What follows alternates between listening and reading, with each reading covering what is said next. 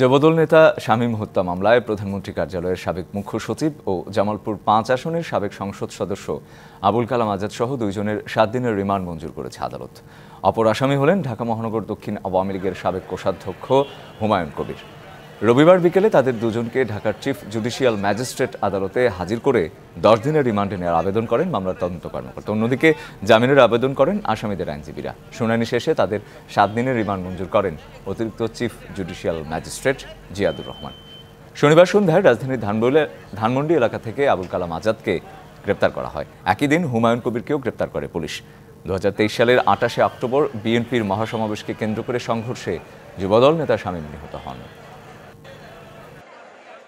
তদন্তকারী কর্মকর্তা সে আবুল কালাম আজাদকে এই মামলায় হত্যার সঙ্গে তার জড়িত থাকার বিষয়টি প্রাথমিকভাবে নিশ্চিত হওয়ার কারণে তাকে আজকে অ্যারেস্ট করে এই মামলায় তাকে আদালতে উপস্থাপন করে এবং ১০ দিনের রিমান্ড প্রার্থনা করে। বিজ্ঞ আদালত উভয় বক্তব্য শোনার পর উভয় পক্ষে শুনানি পর তার বিরুদ্ধে ৭ দিনের রিমান্ড মঞ্জুর করেন।